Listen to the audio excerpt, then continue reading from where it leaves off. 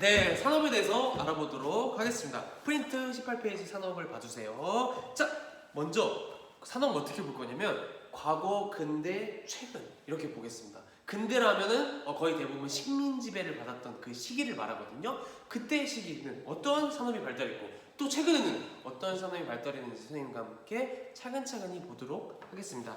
자, 첫 번째 과거. 과거에는 어떤 산업이 발달했는지 보도록 하겠습니다. 첫 번째 수렵과 채집. 자, 수렵이 뭐냐? 사냥 말하는 거야. 그 뭐야?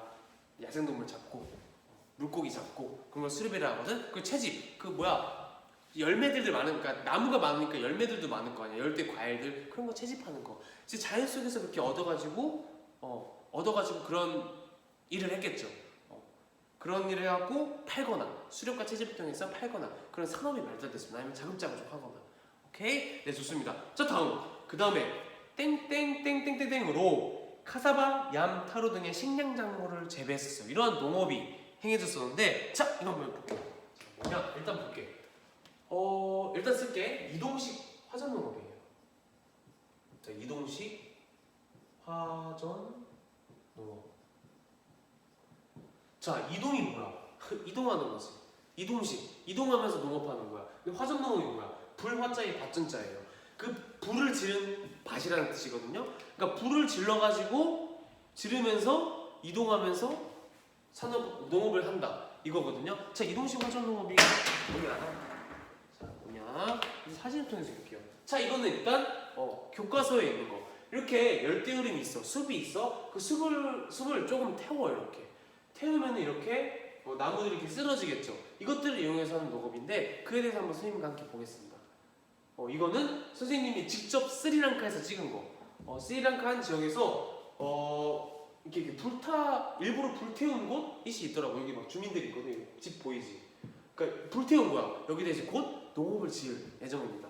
그 가이드한테도 물어봤는데 아직도 이동식 화전 농업을 하는 데가 있다고 하더라고요. 이렇게 여기다 이제 뭐 감자, 뭐 그 카사바, 얌 이런 거를 한번 재배하겠죠. 오케이? 근데 왜 이동식 화전 농업을 하냐? 그에 대해서 보겠습니다. 여러분 프린트 19쪽을 볼게요. 19쪽을 보면 화전식 이동 농업 이렇게 있죠. 자, 이에 대해서 한번 볼게요. 자, 일단 그 옆에 그 화살표 있죠. 그 순서를 한번 같이 보겠습니다. 자, 1번부터 볼게요. 1번 나무를 베어낸다. 평평하게 만들어야겠죠. 밭을 지어야 돼. 밭농사를 지어야 되니까. 두 번째, 불을 질러 경지를 만든다. 나무를 베서 그 나무를 불을 질러. 그 다음에 농사를 짓는다.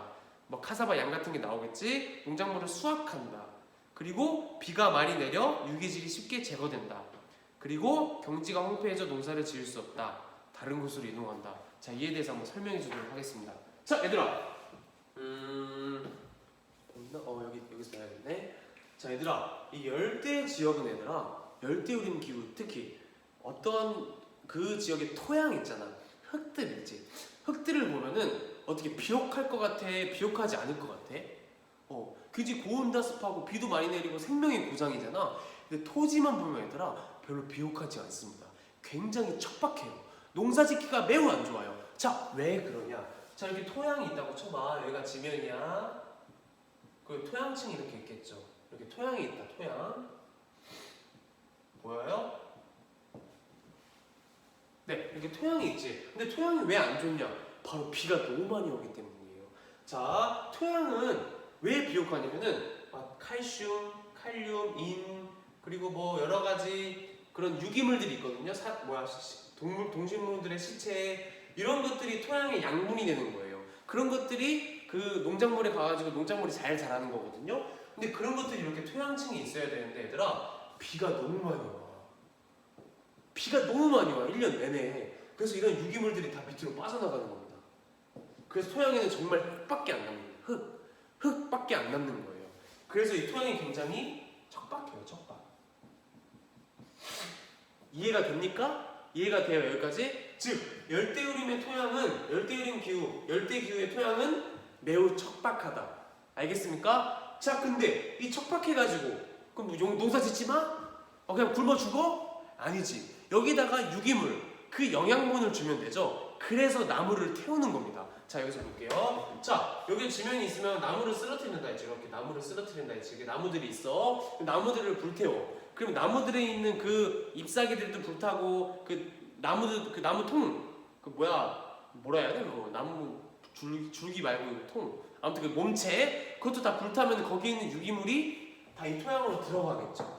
이해가 됩니까? 그리고 그 타고 남은 재들 있지 이 재들을 재 있잖아 그 불타고 남은 재 그게 영양분입니다 얘들아. 그렇게 안 보이지? 그런 것들이 영양제로 작용하거든. 자 그런 것들이 그럼 이 토양 속으로 들어가겠죠. 이 나무 태운 것들이 그쵸? 태운 것들이 이렇게 들어가겠죠. 그러면 이 토양은 어떻게 되겠어? 비옥해지겠지. 그치? 농사를 지을 수 있게 된다고. 이해가 됩니까? 자 그래가지고 그렇게 화전 농업을 하는 거예요. 근데 역시 이 유기물도 계속 비가 와 그럼 다 밑으로 내려가겠지. 그러면 여기는 이제 척박해서 못 써. 나무도 없어. 딴 데로 이동해. 또 나무 배. 또 나무 태워. 또 영양분 보충해. 또 농사 지어. 근데 비가 또 계속 와. 유기물 없어져. 딴 데 가야지. 딴 데 가. 나무 배. 나무 태워. 유기물 가. 농사 지어. 비가 또 계속 오네. 유기물 없어져. 또 망했네. 망한 게 아니라 척박해졌네. 딴 데 가. 이런 식으로 하는 게 바로 이동식 화전 농업입니다. 알겠습니까? 이해가 되죠? 네, 그래서 이동식 화전 농업은 이런 카사바, 이게 카사바예요. 카사바가 이렇게 생겼습니다. 이런 거 먹고 이 약간 감자처럼 둘 다 좀 감자처럼 생겼죠. 이거 약간 고구마처럼 생겼고 맛이 비슷하다고 합니다. 이런 것들을 재배해서 먹습니다. 알겠습니까? 네, 좋습니다. 이거는 과거의 이동식 화전 농업으로 행해진다는 거 전통적인 농업 방법입니다.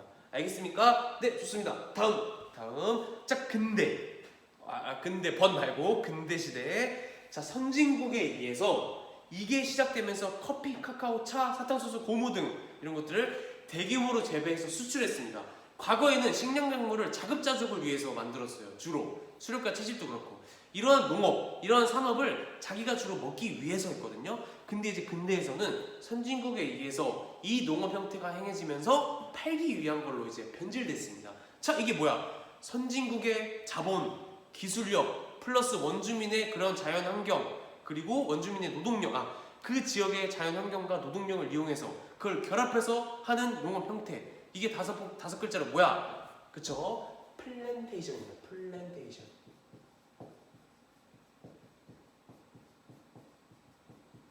네, 플랜테이션입니다.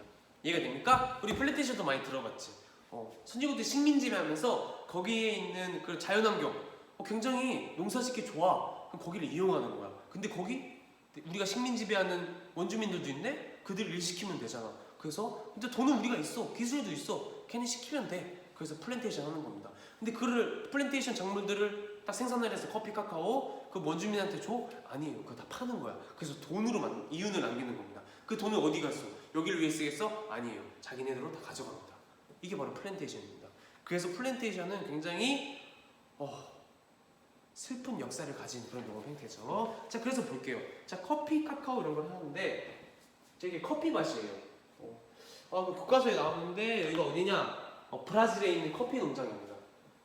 자, 지금도 스리랑카 차, 브라질 커피, 콜롬비아 커피, 베트남 커피 이렇게 있는데 슬프게도 그런 거 다 식민지의 산물이에요. 식민 시대부터 그런 거를 했잖아. 근데 지금도 그게 돈이 되니까 포기를 못 하는 겁니다. 지금도 선진국이 하고 있어. 선진국 대기업들이 거기서 그 사람들의 원주민 그 노동력을 활용해서 하고 있습니다. 지금도 플랜테이션 많이 하고 있어요. 자, 여기도 이제 브라질의 그 원주민과 영국 아니면 프랑스 그 사람들의 이 갖고 있는 땅이거든요. 거기서 하는 겁니다. 이렇게 플랜테이션 커피 농장. 오케이. 이렇게 플랜테이션이 한다. 커피 카카오는 뭐야? 초콜릿에 올려줘. 차 알지? 스리랑카 차. 이 차에 대한 건 이따가 좀 더 자세하게 한번 알아보도록 하겠습니다. 사탕수수. 그 사탕수수 육회에 있어. 그걸 막 이렇게 설탕 나오는 거거든. 그런 거고 고무. 나무에서 고무 추출해가 고무 뭐야? 고무 뭐가 있니? 고무 알지? 타이어 그런 거 만드는 거. 그것도 다 그 열대기후 지방에서 나오는 거거든. 그래서 그런 것도 합니다. 네, 좋습니다. 자, 근대 시대는 이렇게 산업을 했다는 거 알아두시면 좋겠습니다. 자, 다음.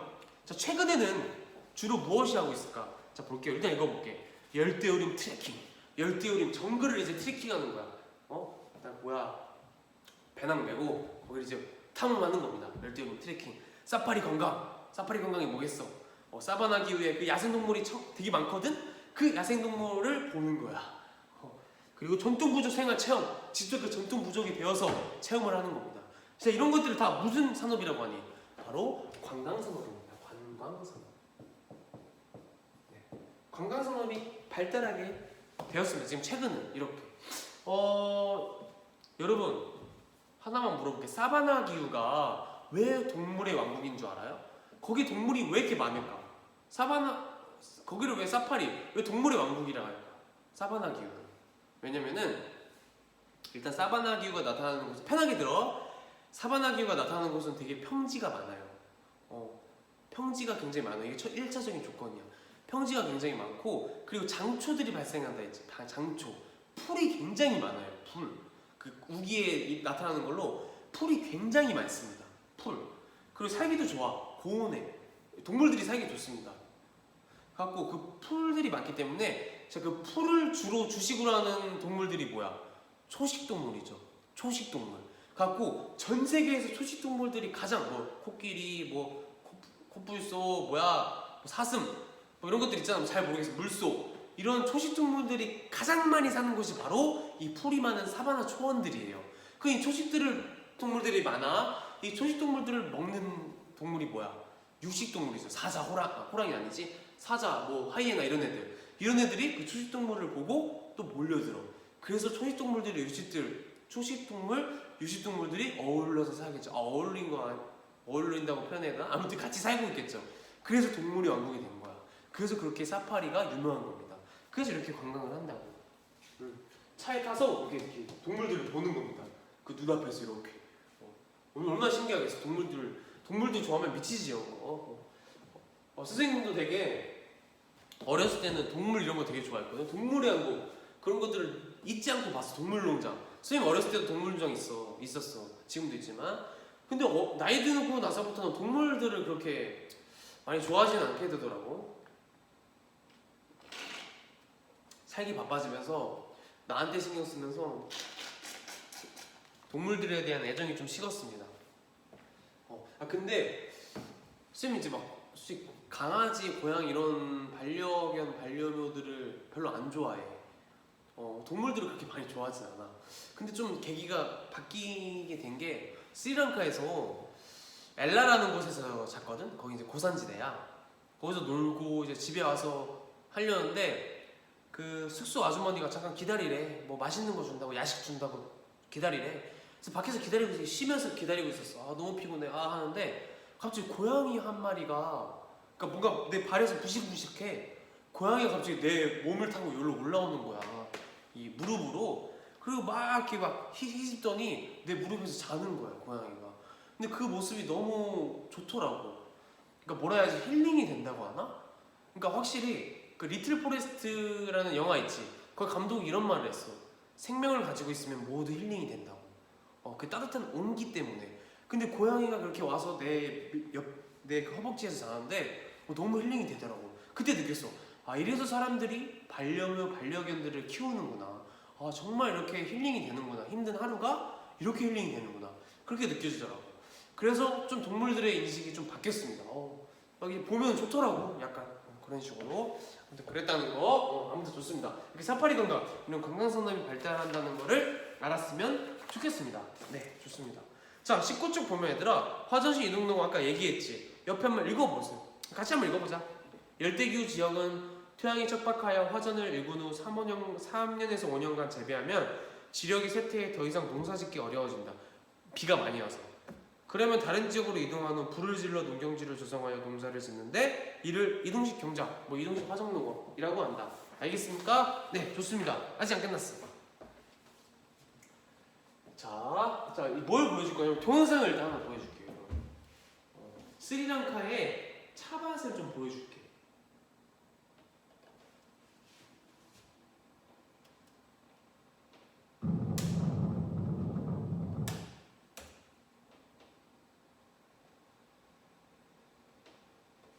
이렇게인데, 자, 한 가지 얘기를 하자면 얘들아, 우리나라에서 그냥 조금 도심을 벗어나면은 막 주변에 밭도 있고, 그리고 좀 저기 전라도, 경상도 평지가 많은 곳으로 가면 논농사 되게 많죠. 아무렇지도 않게 밭이 있고 논이 있어요. 근데 여기는 아무렇지도 않게 그냥 어딜 봐도 차밭이 있습니다. 그 정도 스리랑카가 차로 유명해요. 자, 스리랑카에 대한 이야기를 좀 해주자면 얘들아, 스리랑카 국가, 그런 국가명이 우리나라 대한민국이죠. 거기 스리랑카지. 스리랑카를 짓기 전에 여기 섬 이름이 실론섬이었어. 즉 실론티가 뭐야? 홍차지. 이 홍차가 굉장히 유명한 데였는데, 한 가지가 편하게 들어야 되라. 영국의 식민지였어 스리랑카는. 근데 얘들아, 영국은 차 문화가 발달돼 있어. 차 문화가 왜 발달돼 있는 줄 알아? 영국을 이루고 있는 기반함, 거기 암석이 굉장히 질이 안 좋습니다. 그래서 거기에 수질들이 안 좋아. 먹을 수 있는 물이 굉장히 부족해요. 그래서 그 끓여서 발효시켜서 만든 실론티, 홍차가 유명해요. 그러니까 차를 물 대신 먹는 곳이야. 수질이 안 좋기 때문에 과공을 해가지고. 그러니까 홍차가 굉장히 유명한데, 근데 또 아이러니하게도 차를 재배할 수 있는 그런 기후 조건이 좀 안 좋아요, 영국이. 나중에 배우겠지만. 근데 이 스리랑카는 고산지대도 많고, 그리고 열대 몬순 기후라 해서 그 강수량도 많아갖고 굉장히 차를 재배하기 굉장히 좋은 조건을 가지고 있습니다. 그래서 영국이 이걸 보고, 아, 여기를 차 공장으로 만들어야겠다 갖고 실론섬, 그 섬 전체를 대부분 차밭으로 만들어버려요. 플랜테이션이 행해진 거지. 그래가지고 이렇게 아무렇지도 않게 보면은 차밭이 많아요. 그래서 실론섬이었어요. 근데 이제 여기 독립을 하면서 국가명을 만든 겁니다. 실론섬이라면은 그게 식민의 잔재잖아. 실론섬은 식민지 때문에 만들어진 명칭이잖아. 그래서 바꾼 겁니다. 스리랑카로. 우리는 스리랑카라는 하나의 고유의, 우리 주체적인 이런 국가명을 만들 것이다 해서 국가를 창설하면서 스리랑카라고 짓게 된 겁니다. 그 전부까지는 다 실론섬이라고 했어요. 실론 아일랜드 이렇게. 근데 지금은 이렇게 스리랑카라는 어엿한 국가명이 있습니다. 우리는 스리랑카라고 불러줘야 돼요, 당연히. 우리나라 대한민국이라고 부르는 것처럼.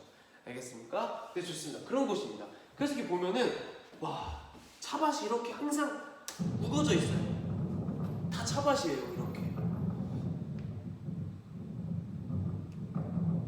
고산지대라서 바람도 많이 불고, 이렇게. 네.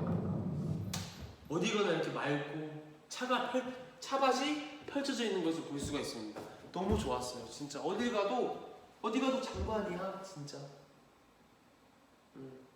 그렇습니다.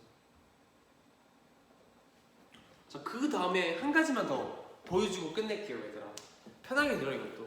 자, 스리랑카가 무슨 기후라 했죠? 열대 기후이면서 주로 열대 몬순 기후라 했죠. 자, 열대 몬순 기후라고 하면 얘들아, 우기가 있고 짧은 건기가 있다고 했죠. 근데 그 건기에도 농사를 지으려고 하는데 물이 부족할 수가 있잖아요. 비가 안 오기 때문에. 그쵸? 하천이 그때 살짝 마른다고. 그래서 그걸 방지하기 위해서 이런 게 있더라고. 그래서 선생님 지나가다가 발견한 건데, 얘들아, 이렇게 강이 이렇게 흐르는 거거든? 강이 여기서 이렇게 흘러. 근데 여기다가 뚝을 쌓아놨어. 그러니까 쌀포대를 쌓아놨어. 그리고 여기를 호수처럼 만들어놨어. 잔잔하게. 물을 고이게 만들었어. 이걸 왜 그럴까? 얘들아, 열대 우림 기후 지역은 이런 시스템이 없어. 1년 내내 비가 많이 오니까 강이 항상 발달돼 있거든? 그래서 이렇게 강을 모아둘 필요가 없어. 근데 열대 몬순 기후라서 잠깐의 건기가 있지. 그때도 농사를 짓기 위해서 이렇게 물을 고이게 이렇게 막아놓은 겁니다. 뚝을. 이 물을 사용하기 위해서. 그러니까 건기에도 이 물이 안 마르게 하기 위해서 물을 이렇게 모아놓은 겁니다. 그렇게 이렇게 자연적으로 이렇게 인위적으로 만들어 놓은 거예요. 댐. 이렇게 포대를 막아놔가지고. 그래서 여기가 고여있거든? 그래서 길 가다가, 와, 열대기후인데 저런 게 왜 있지? 찾아봤어요. 아, 맞다. 열대 몬순 기후니까 그렇구나 하고 친구랑 토론했죠. 야, 이런 것도 볼 수가 있겠구나. 우리 지리쌤이라서 그런지 이런 게 보이나 보다. 애들이 이런 거 관심이나 있을까? 그래서 여러분들 알려주는 겁니다. 그래서 이 물을 이용해서 바로 그 위에, 자, 아까 여기가 여기거든요. 여기인데 그 위에 이렇게 밭이 있는 걸 볼 수 있어요. 그걸 이용해서 이렇게 밭, 그리고 논도 있었어. 쌀 짓는. 그렇게 물을 이용해서 이렇게 짓고 있다는 거, 농사를 행하고 있다는 거를 볼 수가 있었습니다. 알겠습니까? 네, 오늘 인간생활에 대해서 이렇게 알아보았고, 다음 시간은 얘들아, 교과서 36페이지인 온대기후의 특징, 이걸 다 끝내도록 하겠습니다. 온대기후 지역의 특징은 무엇이고, 그리고 온대기후 지역은 얘들아, 대륙이 크게 있으면 대륙 서안과 대륙 동안에는 그 온대기후의 양상이 달라요. 각각 두 가지씩의 그 기후가 있거든. 그에 대해서 한번 알아보겠습니다. 여기까지 알아보고, 그리고 이번 주 마지막 시간에는 이 온대 서안과 기후 나눠가지고 주민생활에 대해서 역시 알아봐야겠죠. 여기의 사람들은 어떻게 살고 있는지 그에 대해서 알아보고 마치도록 하겠습니다. 알겠습니까? 여러분 수고하셨습니다. 오늘은 여기까지 하겠습니다.